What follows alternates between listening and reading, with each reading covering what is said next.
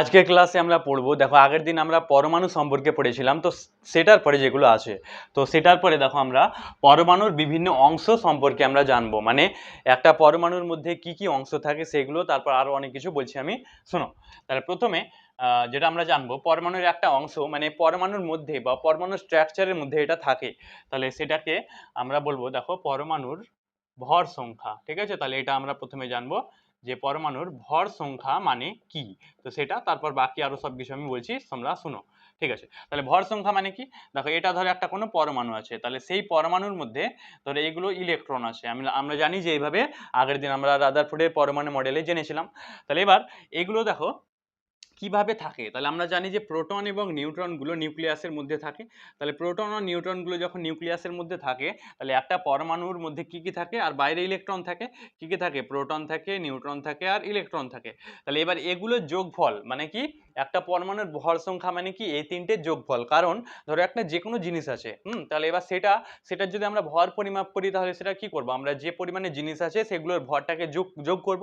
তাহলে এটাও সেম, এখানে যে প্রোটন, ইলেকট্রন এবং নিউট্রন আছে সেগুলোকে যোগ করলে আমরা সেটার ভর সংখ্যা পেয়ে যাব। এবার আমরা জানি দেখো যে ইলেকট্রনের ভর হয় না, আশা করি যে তোমরা জানো যে ইলেকট্রনের ভর হয় না। তাহলে এবার সেটা বাদ দিয়ে দিয়েছি। তাহলে এবার বাকি কে থাকলো, দেখো প্রোটন এবং নিউট্রন। তাহলে ইলেকট্রনের ভরটাকে বাদ দিয়ে দিব, দিয়ে নিউট্রন এবং প্রোটনকে যুক্ত করব। তাহলে এবার সেই যে ভরটা হবে সেটাকে পরমাণুর ভর সংখ্যা বলা হবে।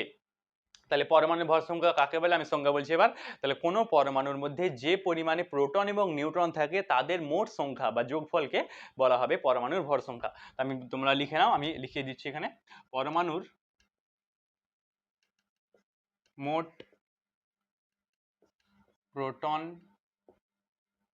ও নিউট্রন সংখ্যার যোগফলকে ভর সংখ্যা বলে। ভর সংখ্যা বলে, বোঝা গেল? তাহলে ভর সংখ্যা মানে যে যতটা পরিমাণে মোট প্রোটন এবং নিউট্রন সংখ্যা থাকবে সেটা। ঠিক আছে, এটা আমাদের প্রথম রাশি। সেকেন্ডলি এবার আমাদের জানতে হবে যে দেখো পরমাণু ক্রমাঙ্ক মানে কি। তাহলে সেটা আমরা এবার লিখবো, তোমরা লিখো যে পরমাণু ক্রমাঙ্ক মানে কি, সেটা আমাদের এবার জানার আছে। ঠিক আছে, তাহলে দেখো একটা যে কোনো পদার্থ কেমন হবে বা সেটার মেন যে ধর্মগুলো আছে, মানে সেটা কিভাবে গঠিত হবে, যেমন মাটি বা মানুষ, তাহলে সেগুলো কিভাবে এসেছে, সেটার মধ্যে কি কি ধর্ম আছে, সেগুলো কিসের উপর ডিপেন্ড করে, সেগুলো দেখো তিনটে যে বিষয় আছে, ইলেকট্রন এবং প্রোটন এবং নিউট্রন, তো সেগুলোর মধ্যে মেনলি প্রোটন সংখ্যার উপর নির্ভর করে। মানে সবচেয়ে বেশি ভূমিকা কার থাকে, প্রোটন সংখ্যার। তার জন্য যখনই আমরা একটা পরমাণুর ভর সংখ্যা পরিমাপ করব বা যে কোনো কিছু, তাহলে প্রোটন সংখ্যাটা সবচেয়ে মূল ভূমিকা পালন করে। তার জন্য দেখো এই যে পরমাণু ক্রমাঙ্কটা আছে, সেটা একটা পরমাণু যে প্রোটন সংখ্যা সেটাকেই বলা হয় পরমাণু ক্রমাঙ্ক। কেন, কারণ আমাদের প্রোটনটা বেশি স্পেশাল, কারণ প্রোটনের সাহায্যেই যে কোনো পদার্থের মূল ভূমিকা নিয়ন্ত্রণ হয় তার জন্য। তাহলে আমরা তার জন্য বললাম যে প্রোটন সংখ্যা যে হয় সেটাকে বলা হয় তার পরমাণু ক্রমাঙ্ক। তাহলে তোমরা এটা লিখে নাও যে পরমাণু ক্রমাঙ্ক মানে কি। দেখো কোনো পরমাণুতে উপস্থিত মোট প্রোটন সংখ্যাকে ওই পরমাণুর পরমাণু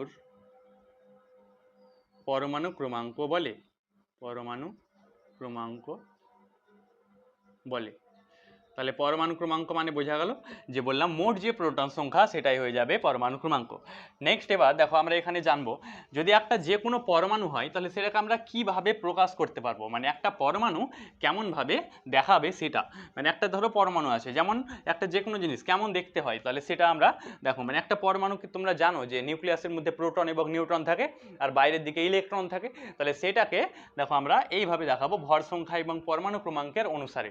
তাহলে আমি বলছি যে সোডিয়াম পরমাণু আছে, তাহলে সোডিয়াম পরমাণু কি হয়, Na সোডিয়াম। এবার সেই সোডিয়ামের যে ভর সংখ্যা আছে সেটা আমরা এইভাবে উপরে লিখে নিব 23। ভর সংখ্যাটা ওপরে লেখা থাকবে, আর যে তার যে ভর সংখ্যা মানে আমি বললাম প্রোটন এবং নিউট্রনের যোগফল, আর এখানে যে পরমাণু ক্রমাঙ্কটা নিচে লেখা থাকবে। এখানে দেখো আছে পরমাণু ক্রমাঙ্ক কত হয় 11। তাহলে বললাম একটা পরমাণু যখন আমরা প্রকাশ করব তাহলে এই যে ওপরে সেখানে লেখা থাকবে ভর সংখ্যা যে কোনো পরমাণুর ক্ষেত্রে, আর এই নিচের ক্ষেত্রে এখানে লেখা থাকবে পরমাণু ক্রমাঙ্ক, যেটার আর একটা নাম কি প্রোটন সংখ্যা। এবার একটা জিনিস বুঝতে পারছো যে আমরা এখানে ইলেকট্রন এবং নিউট্রন সংখ্যা লিখছি না কেন, কারণ এখান থেকেই আমরা দেখো ইলেকট্রন এবং নিউট্রন সংখ্যাটা নির্ণয় করতে পারবো বা বার করতে পারবো। কিভাবে? আমরা ধরো প্রথমে ইলেকট্রন সংখ্যা বার করব, তাহলে ইলেকট্রন সংখ্যা এবং প্রোটন সংখ্যা সমান হয়। দেখো একটা যে কোনো পরমাণু সাধারণ অবস্থায় যখন থাকে সেটা নিস্তড়িত অবস্থায় থাকে। নিস্তড়িত মানে কি? সেটার মধ্যে কোনো তড়িৎ থাকে না। ধরো একটা যে কোনো পরমাণু যদি শুধুমাত্র ইলেকট্রন দিয়ে তৈরি হয় তাহলে সেটার মধ্যে নেগেটিভ চার্জ থাকবে, বা প্রোটন দিয়ে থাকলে পজিটিভ, কিন্তু অ্যাকচুয়ালি পজিটিভ পরমাণুগুলো অলওয়েজ নিস্তড়িত হয়, মানে কোনো আধান থাকে না। এটা কিভাবে হয়? তাদের মধ্যে সমান সংখ্যক প্রোটন এবং ইলেকট্রন থাকে, তার জন্য সেই দুটোর মোট আধানটা শূন্য হয়। তাহলে এখানে দেখো যে ইলেকট্রন এবং প্রোটন সংখ্যাটা অলওয়েজ সমান থাকবে, মানে যটা প্লাস থাকবে তটা মাইনাসও থাকবে, যাতে দুটো সমান হয়ে যায়, দিয়ে কত হয়ে যায় 0। ঠিক আছে, তাহলে এবার তার জন্য এখানে ইলেকট্রন সংখ্যা এবং প্রোটন সংখ্যা সমান, তাহলে এখানে প্রোটন সংখ্যা 11 আছে, তাহলে ইলেকট্রন সংখ্যাটাও কত হয়ে যাবে 11, আর প্রোটন সংখ্যা যেটা আমরা বললাম সেটা কত হয়ে যায় 11। আচ্ছা, তারপর এবার ভর সংখ্যা দেখো আছে দেওয়া। এবার আমরা জানি যে দেখো প্রোটন সংখ্যা আর নিউট্রন সংখ্যার যোগফলটাকে কি বলা হয়? ভর সংখ্যা। প্রোটন আর নিউট্রনের যোগফলটাই ভর সংখ্যা। তাহলে এবার ভর সংখ্যাটা যেমন এখানে আছে কত 23, আর এখানে প্রোটন সংখ্যা আমরা জানি 11 প্লাস নিউট্রন, তাহলে এখান থেকে তো আমরা নিউট্রনটা বার করে নিব, কত আসবে 23, আর এটা এদিকে যোগ আছে, এদিকে লিখে হয়ে যাবে বিয়োগ দিয়ে এভাবে। তো এভাবে যখন আমরা বিয়োগ করে দেবো অ্যান্সার কত আসবে 12। তাহলে দেখো এখান থেকে আমরা নিউট্রন সংখ্যাটা বার করতে পারছি কিভাবে? এটা দেখো ভর সংখ্যা ছিল 23, এটা 11, প্রোটনটা এখান থেকে আমরা বিয়োগ করে দিলাম, দিয়ে কত হলো 12। তাহলে এবার এখান থেকে আমরা বার করে নিতে পারছি যে একটা পরমাণুর মধ্যে কত সংখ্যক ইলেকট্রন বা নিউট্রন থাকবে। তো তার জন্য সেখান থেকে আমরা এখান থেকে দেখো এই সূত্র থেকে বার করতে পারবো, তার জন্য এইগুলো আর লেখা হয় না, মানে প্রোটন সংখ্যাটা আর ভর সংখ্যা লেখা হয়, বাকিগুলো লেখা হয় না। আর এইভাবে একটা পরমাণুর মধ্যে ইলেকট্রন, প্রোটন এবং নিউট্রন সংখ্যা বার করা হয়। এগুলো তোমাদের অনেকগুলো প্র্যাকটিস করতে হবে, হ্যাঁ, যে মানে কত সংখ্যক প্রোটন ইলেকট্রন কিভাবে হয়, তোমরা এগুলো প্র্যাকটিস করিও। নেক্সট আমরা পড়বো দেখো আইসোটোপ, আইসোবার এবং আইসোটোন, সেগুলো সম্পর্কে। তো তোমরা যারা ভিডিওটি লাইক করোনি অবশ্যই লাইক করে দাও এবং আমার চ্যানেলটি আমাদের সাবস্ক্রাইব করে দাও। ঠিক আছে, এবার দেখো আইসোটোপ, আইসোবার, আইসোটোন এগুলো কি? দেখো একটা পরমাণু ধরো আছে, তাহলে সেই পরমাণুটা বিভিন্ন রূপে পাওয়া যায়। যেমন কার্বনের ক্ষেত্রে যদি বলা যায় কার্বনের 12, মানে কার্বনের ভরটা কত হয় 12, তার সঙ্গে 13ও পাওয়া যায়, মানে 12, তার সঙ্গে 13টাও পাওয়া যায়, মানে ভর সংখ্যাটা। এবার এগুলো ভিন্ন ভিন্ন যখন ভর সংখ্যা হয়ে যাবে, যেমন হাইড্রোজেনের ক্ষেত্রে 3টে পাওয়া যায়। এমনভাবে মনে রাখতে পারো যে হাইড্রোজেনের 3টে ভাই থাকে, একটা হতে পারে হাইড্রোজেন যেটা সাধারণ হাইড্রোজেন, একটা ডয়টেরিয়াম আর একটা প্রোটিয়াম, একটা প্রোটিয়াম, ডয়টেরিয়াম আর একটা টিট্রিয়াম, তাহলে 3 ভাবে দেখো ভাগ থাকে। তাহলে এবার তার জন্য আমরা কোন ভাবে কোনটাকে কি বলবো, মানে হাইড্রোজেনের আবার ভাগ থাকে, তাহলে সেগুলো আমরা এখানে এবার জানবো। দেখো তাহলে সেই ভাগগুলোর মধ্যে প্রথম যেটা আছে সেটাকে বলবো আইসোটোপ। তো আইসোটোপ মানে কি আমি বলছি, তোমাদের বইয়েও আছে, এটা তোমরা দেখতে পারো। ঠিক আছে, এবার আইসোটোপ মানে কি তোমরা দেখো ভালোভাবে লক্ষ্য করো, যখন একটা পরমাণুর মধ্যে ভর সংখ্যা যেটা আছে ভিন্ন ভিন্ন হয়, ঠিক আছে, ভর সংখ্যাটা ভিন্ন, আর যখন প্রোটন সংখ্যা সমান সমান হয়, যেমন হাইড্রোজেনের ক্ষেত্রে দুটো ভর সংখ্যা ভিন্ন হয় কিন্তু প্রোটন সংখ্যা সমান হয়, মানে এক এক পাওয়া যায় তিনটেতেই। একটাকে বলা হয় ডয়টেরিয়াম, আর একটা টিট্রিয়াম, আর একটা প্রোটিয়াম। তাহলে এই যে ভিন্ন ভিন্ন আছে তাদের ভর সংখ্যাগুলো, কিন্তু প্রোটন সংখ্যা সমান সমান আছে, তাহলে যখন প্রোটন সংখ্যা সমান সমান হবে আর ভর সংখ্যা ভিন্ন ভিন্ন হবে, সেটাকে বলা হবে কি আইসোটোপ। যেমন দেখো আমি বলছি, এটা হাইড্রোজেন 1 এখানে 1, তারপরে হাইড্রোজেন এখানে 1 এখানে 2, হাইড্রোজেন এখানে 1 এখানে 3, এটাকে বলা হয় প্রোটিয়াম, ডয়টেরিয়াম, টিট্রিয়াম। তাহলে এই যেগুলো আছে সেগুলো দেখো ভর সংখ্যাগুলো আলাদা আলাদা 1 2 3, কিন্তু তাদের প্রোটন সংখ্যা 1 1 1 সমান। তার জন্য যখন প্রোটন সংখ্যা একই থাকবে এবং ভর সংখ্যা আলাদা থাকবে, তাদেরকেই বলা হবে পরস্পরের আইসোটোপ।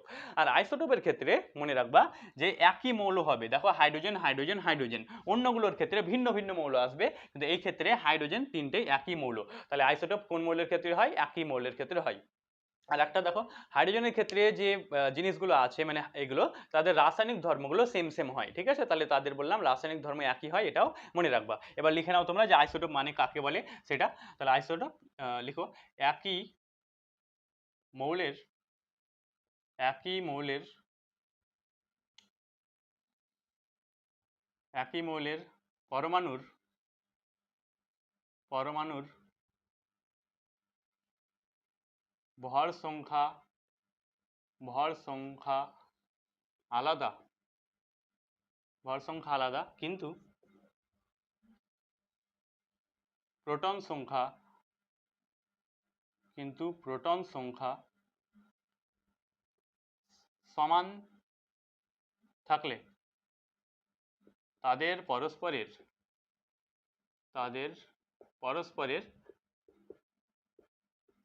পরস্পরের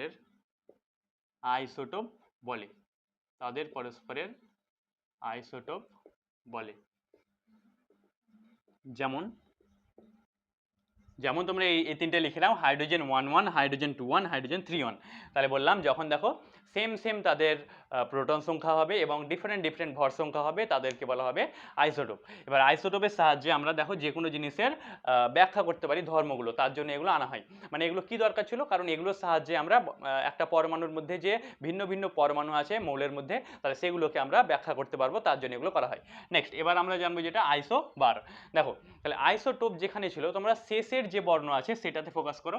আইসোটোপে কি আছে, প, তার মানে সেখানে প্রোটন সংখ্যাটা সমান হবে। এখানে আছে বার, হ্যাঁ বার মানে কি, তাদের ভর সংখ্যাটা সমান হবে, ঠিক আছে। তাহলে আইসোবারের ক্ষেত্রে কি হবে, ভর সংখ্যাটা সমান হবে। এখানে যেমন আছে না এন মানে ন আছে দন্তান্ন, তাহলে সেখান থেকে আমরা নিউট্রন সংখ্যাটা সমান হবে। তোমরা ওটা আমি একটু পরে বলছি। দেখো তাহলে প্রথমে আইসো বার যেটা আছে সেটা বলি। তাহলে আইসোবার মানে কি হবে, দেখো যখন দুটো ভিন্ন মৌল থাকবে, যেমন ক্যালসিয়াম এবং আর্গন, তাহলে তাদের ক্ষেত্রে যদি ভর সংখ্যাটা সমান হয় তাদের পরস্পরের, আর প্রোটন সংখ্যাগুলো ডিফারেন্ট হয়, আলাদা হয়, তাহলে তাদেরকে পরস্পরে বলা হবে আইসোবার, ঠিক আছে। তাহলে যখন বললাম ভর সংখ্যাটা তাদের সমান হবে আর প্রোটন সংখ্যাটা ভিন্ন হবে, সেটাকে বলা হবে আইসোবার পরস্পরের, ঠিক আছে। তাহলে এবার আইসোবার, যেমন আইসোবারের ক্ষেত্রে তোমাদের উদাহরণগুলো হতে পারে, আমি বলছি এখানে ধরো আর্গন আছে, তাহলে আমি নিচে লিখছি, দেখো আর্গন আছে, তাহলে আর্গনটা 40 হয়ে যায়, এখানে 18, আর আরেকটা ক্যালসিয়াম আছে, সেটাও এখানে 40 হয়ে যায়, এখানে 20। তাহলে দেখো এখানে এই ওপরে যেগুলো আছে ভর সংখ্যা সেগুলো সমান, কিন্তু এই যে নিচে আছে এগুলো কি, এগুলো হচ্ছে প্রোটন সংখ্যা, তাহলে সেগুলো আলাদা। তাহলে যখন এইভাবে কিছু হবে, তাহলে সেগুলোকে পরস্পরের কি বলা হবে, আইসোবার। আর আইসোবারের ক্ষেত্রে তোমরা লক্ষ্য করেছো যে দেখো ভিন্ন মৌল থাকবে, যেমন এই ক্ষেত্রে সেম ছিল আইসোটোপের ক্ষেত্রে, এখানে ভিন্ন মৌল আছে। তাহলে তোমরা সংজ্ঞায় যেটা আছে লিখে নাও, কাকে বলে, লেখো বিভিন্ন মৌলের পরমাণুর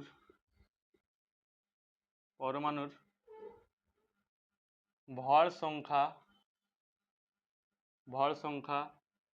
একই, কিন্তু প্রোটন সংখ্যা আলাদা থাকলে তাদের পরস্পরের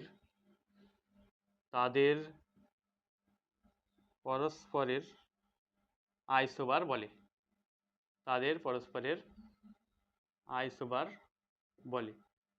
যেমন আর্গন 40 আর এটা 18, আর্গন ক্যালসিয়াম 40, এটা 20। তাহলে এই যে বললাম আইসোটোপ আর আইসোবার। এবার তোমরা আইসোটোন যেটা লেখা আছে সেটার উপর ফোকাস করো।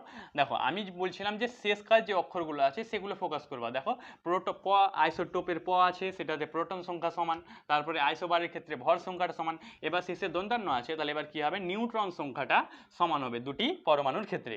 তাহলে যদি দুটি পরমাণু তোমরা প্রোটন সংখ্যাগুলো ভিন্ন খুঁজে পাও, তাহলে যদি প্রোটন সংখ্যা ভিন্ন হয়, অথবা ভর সংখ্যা, যদি ভর সংখ্যা ভিন্ন হয় আর তাদের যদি নিউট্রন সংখ্যা সমান হয়, তাহলে সেগুলোকে বলা হবে পরস্পরের আইসোটোন। আমি উদাহরণ দিয়ে বলছি, ধরো এটা আছে অক্সিজেন 16, এখানে 8, আর একটা আছে ধরো অক্সিজেন নাইট্রোজেন ধরো এখানে লেখা আছে 15 আর এখানে 7। তাহলে এবার দেখো এগুলোর ক্ষেত্রে তোমরা কিছু ম্যাচ খুঁজে পাচ্ছ না, কিন্তু এখানে যদি আমরা জানি, দেখো যখন প্রোটন সংখ্যা প্রথমে ভর সংখ্যা বলছিলাম, তাহলে ভর সংখ্যা মানে কি, প্রোটন সংখ্যা এবং নিউট্রন সংখ্যা যোগফল।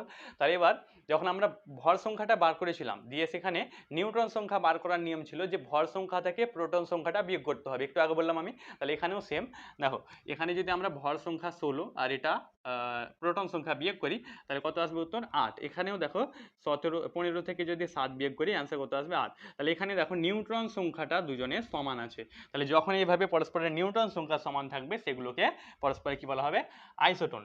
আর যেমনটা লক্ষ্য করছো যে আইসোটোনের ক্ষেত্রে তাদের যে মৌলগুলো কি হয়ে যাবে, আইসোটোনের ক্ষেত্রে আইসোটোন, দেখো তাহলে এগুলো ভিন্ন ভিন্ন মৌলের ক্ষেত্রে হয়। যেমন আমাদের আইসোটোপটা কি ছিল, সেম সেম মৌলের ক্ষেত্রে ছিল, তারপর আইসোবারটা ভিন্ন ভিন্ন, এখানেও ভিন্ন ভিন্ন মৌলের ক্ষেত্রে, মানে দুটো আলাদা, এখানে অক্সিজেন এখানে নাইট্রোজেন। আচ্ছা তাহলে এগুলো, এবার এগুলো দেখো ভিন্ন ভিন্ন মৌল, কিন্তু এদের যে কেমিক্যাল যে রিয়াকশন আছে, তারপর কেমিক্যাল যে ধর্মগুলো আছে সেগুলো একটু সেম সেম পাওয়া যায়। ঠিক আছে, তাহলে তোমরা এবার আইসোটোন যেটা আছে তোমরা লিখো, বিভিন্ন মৌলের পরমাণুর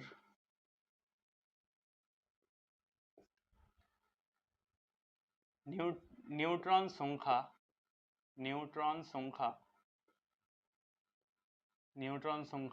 সমান, কিন্তু ভর সংখ্যা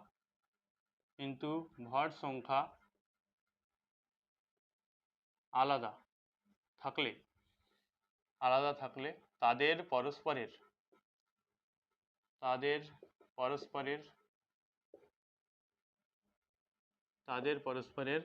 আইসোটোন বলে। ঠিক আছে, এবার যেমন তোমরা এই দুটো তোমরা যেমন দিয়ে লিখে নাও, আর এটা লিখে নাও যাতে তোমরা পরে বুঝতে পারো। তাহলে বললাম আইসোটোপ আর আইসোবার। আইসোটোপের ক্ষেত্রে উদাহরণগুলো মনে রাখবা, হাইড্রোজেন তিনটের ক্ষেত্রে হয়, হাইড্রোজেন 1 হাইড্রোজেন 2 হাইড্রোজেন 3 আইসোবারের ক্ষেত্রে যেটা বললাম আইসোবারের ক্ষেত্রে আর্গন এবং ক্যালসিয়াম, আর আইসোটোনের ক্ষেত্রে অক্সিজেন এবং নাইট্রোজেনের এই যে ভর সংখ্যাগুলো আলাদা আলাদা আছে, তোমরা এগুলো ভালোভাবে এখানটা মনে রাখো। এবার পড়বো আমরা দেখো পরমাণুর আকার সম্পর্কে, মানে একটা পরমাণু কতটা বড় হয়, তোমাদের বইয়ে দেখো আছে। তাহলে যখন আমরা পরিমাপ করবো একটা যে কোনো পরমাণু, তাহলে সেটা প্রচুর ছোট হয়, মানে এতটাই ছোট হয় যেটা কোনোদিনও খালি চোখে তো দেখা যাবে না, কোনো যন্ত্রের সাহায্যেও দেখা সম্ভব হয় না। ঠিক আছে, তাহলে এবার যে পরমাণু যদি একটু আইডিয়া করা যায় যে কতটা ছোট হয়, তাহলে তোমরা একটা পরীক্ষায় সাহায্যে মাপতে পারো।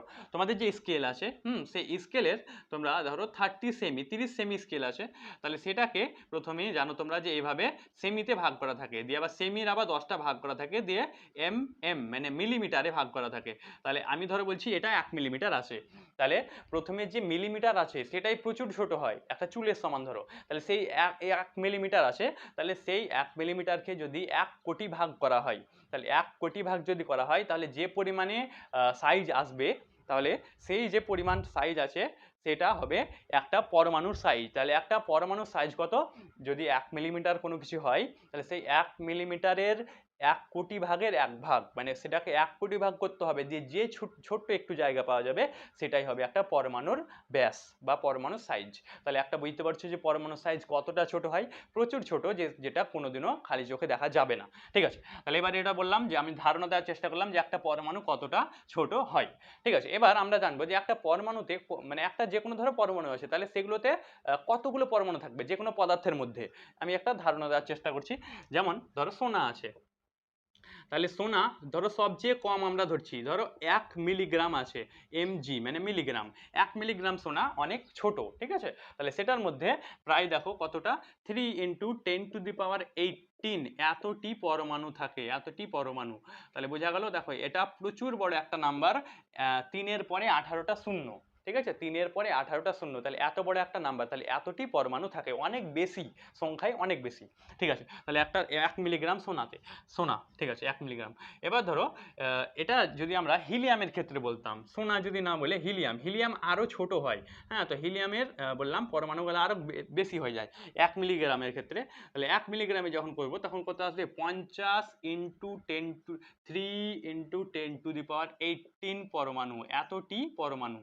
ঠিক আছে, তাহলে দেখো এখানে আরো অনেক বেশি পরমাণু চলে এলো, কত এলো, 50 × 3 × 10⁸ পরমাণু, এগুলো আরো অনেক বেশি পরমাণু যুক্ত হয়ে গেল, মানে এটা সংখ্যাটা অতটাই বেশি কল্পনা করা যাবে না। যেমন আমি আরেকটা লাস্ট বলছি, ধরো মানুষ আছে, তাহলে মানুষ কতটা পরমাণু দিয়ে তৈরি হয়, একের পরে 27টা শূন্য, এইভাবে চলবে।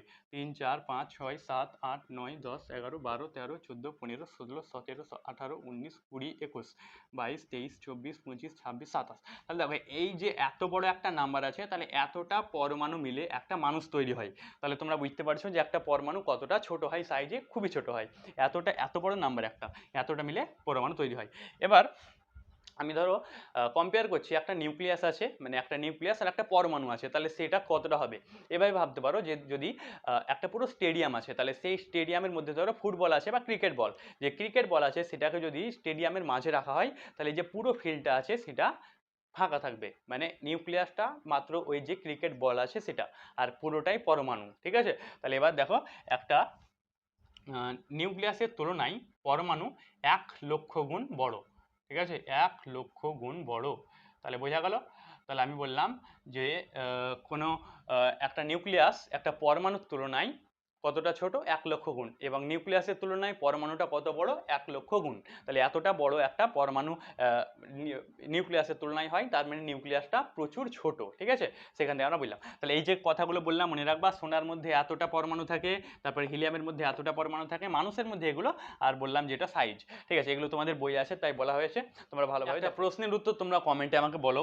উত্তর যে আইসোটোপের ক্ষেত্রে কি সমান থাকে, আইসোটোনের ক্ষেত্রে, আইসোটোনের ক্ষেত্রে, ঠিক আছে। তাহলে আইসোটোনের ক্ষেত্রে কি সমান হয় তোমরা এটা আমাকে কমেন্টে বলো, আর আমাদের ভিডিও লাইক করে দাও, চ্যানেলটি সাবস্ক্রাইব করে দিও।